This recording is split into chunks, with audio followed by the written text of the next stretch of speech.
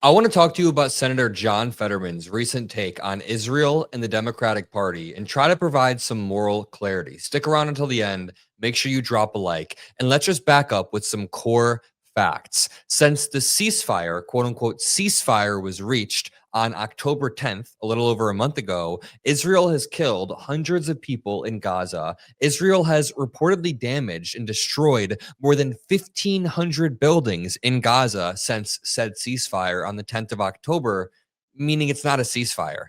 That is not a ceasefire. They're not ceasing firing whatsoever. In fact, Israel has used this as an opportunity to try to declare victory, make it look like Trump has taken a victory while continuing the slaughtering and starving of innocent Palestinians. So I want to bring in friend of the show, Micah Erfan, to talk a bit about this. He's our lead policy advisor. And, we've been talking a lot about the Democratic Party and the intersection with Israel. And, this clip of John Fetterman on Barry Weiss's show went incredibly viral. So we thought that we'd react to it together. My heart breaks for what the Jewish communities suffered, especially after 10/7. I've had the honor of meeting, members of the hostages, former people that were kept underground for 500 days. I mean, those are heroes. I've met with widows. Their husbands were lost in the Gaza war, and they have 8 children, raising 8 children by their own. That's a hero for all of it. So for me, it's heartbreaking. And that's been what's so difficult for me is like being devotion to Israel becoming increasingly incompatible with being a proud Democrat now too. And that's put me at odds. And the things that put me at odds have all converged at the same time. The Gaza war, the peace deal, and then we moved right into a shutdown. Like now Democrats might not be allowed to hold these views. Micah, what were your first thoughts when you heard John Fetterman pose this question about the Democratic Party in Israel? Yeah, I have a hot take. I just don't think American politicians should be devoted to any group other than the American people. I think the fact that we have had a political class which has this weird, mysterious loyalty to this nation of Israel is strange. I think it strikes a lot of Americans as strange, and that's why I think public opinion has shifted on this issue. I think that whenever the government and politicians are looking at foreign policy, they should think first about the interest of Americans, and they should also think about furthering American values. It's okay to help poor people in other countries, to help countries like Ukraine that are fighting for values that Americans support, like democracy and freedom.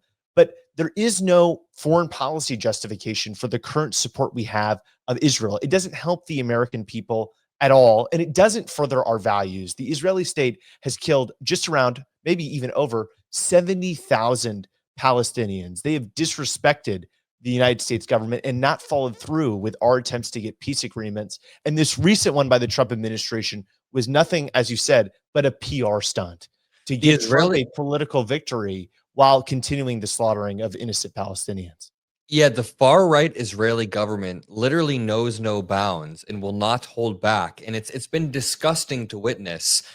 I think that we need moral clarity from the highest positions of the US government, and we don't have that right now. So when Canada came out and tried to recognize Palestine as a state, or they officially did, Trump's response was to threaten tariffs or to threaten economic harm. Multiple other countries have come out and recognized Palestine as a state, which is objectively a great thing. Palestine deserves sovereignty. The people in Palestine deserve their own identity. And, I'll take it a step further. Of course, the people in Israel as well deserve sovereignty. Israel has a right to exist just as much as Palestine, but Israel does not have the right to abuse their power dynamics and take away sovereignty by encroaching on Palestinian territory. So again, to return to John Fetterman's clip, I just want to address it as well. You can be a Democrat because being a Democrat means loving America, means genuinely putting America first. And it feels like a lot of the times, certain politicians, especially within the Democratic Party, are so stuck in their old ways that they have this weird intuitive sense that they need to be loyal to Israel or show this loyalty.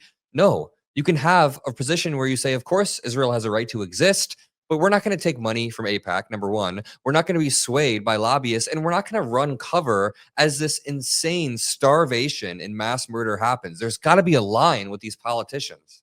Right. I mean, not only are we giving over under this administration over $10 billion of aid to Israel and their war effort against the Palestinian people. But also, as you mentioned, we're weaponizing the full geopolitical force of the United States government to support Israel's warfare. We are fighting against countries like Canada, countries in Europe, like the UK, whenever they try to recognize the plight of the Palestinian people. We have high-profile Catholics like J.D. Vance, which seem to not care at all about the fact that the Pope has actually recognized the necessity for Palestinian statehood. And so we see that this nationwide push, using our resources, using our influence to further a war that Americans don't support, that's not in line with American values, and that is wholly and completely unethical by any standard of basic decency. I really hope this changes soon. And this all loops back to the 20-point peace plan that was proposed by Donald Trump roughly 1 month ago. On October 10th, which it's crazy how fast this month has passed, on October 10th was the news cycle where Donald Trump was known as the peacemaker. Times Magazine put him on the front cover and was saying he's essentially like a man of peace or whatever the hell. Within 3 days, the ceasefire was broken. Literally within 3 days, it was broken. And then it took, a few more weeks for it to fully dissolve and crumble, and hundreds of Palestinians to die, thousands of Palestinian buildings in Gaza to be bombed. And Donald Trump still somehow gets the credit. I feel like there's this incongruence when Donald Trump or Republicans have some sort of small victory, like this short-term ceasefire. They make an announcement and they make it this huge deal. They sell it. They say, oh, we're going to sell this for days. And then the falling out, as it falls through, the onus is on us to report on this and to spread it. Meanwhile, during the Biden admin, Biden had a lot of great accomplishments with infrastructure, pulling out of Afghanistan. He did a lot of great things, but they didn't make a lot of noise off the front. So then as it went on, the fallout was amplified online. People like Benny Johnson and Tim Pool constantly bring up Afghanistan over and over and over. Nobody talked about the positives of us getting out of another forever war. So, I mean, when it comes to this, we need to talk about this as much as they relentlessly talked about Afghanistan, because it's equally as important.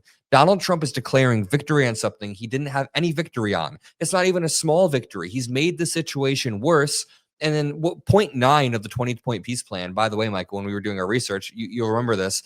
Point 9 of the 20-point peace plan was for Trump to essentially be the de facto ruler of Gaza. There was going to be a board of Palestinian experts or whatever the hell, experts on Palestine. And then Trump was going to be the one that heads the board, which is absolutely insane. And there was no chance that Hamas was ever going to accept this ceasefire. Even the night the ceasefire was signed by Israel, Hamas was refusing to sign it and refusing to cede any power. They were executing dissidents in the Gaza Strip. So it's disgusting to me. Yeah, I mean, the plan was a terrible plan. We and you reviewed it.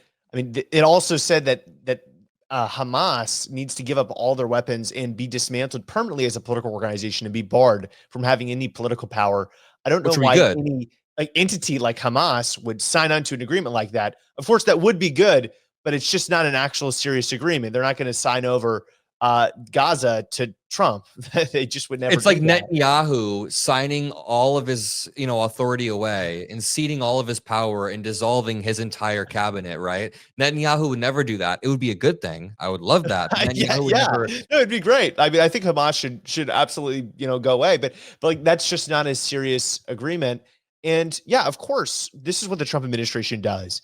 They declare victory before they have any, and they have a sophisticated right-wing propaganda system that spreads that lie relentlessly. And whenever people try to refute them and debunk them, they continue unflinchingly because they don't care about the truth. You remember the Russia Peace Summit, which happened in Alaska. It was huge fanfare. So many right-wingers were talking about how he was the pro-peace president who was about to end the war in Ukraine. Trump said it himself, the war's coming to an end.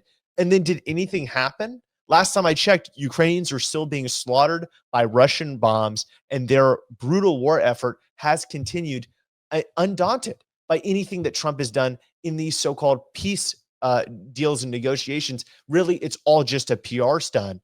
And that's why it's so important what we do and that people share the content that we create so we can get the message out that what Trump is saying, what Republicans are saying is consistently 24/7, every single day, false. And nobody should take their word at its face value.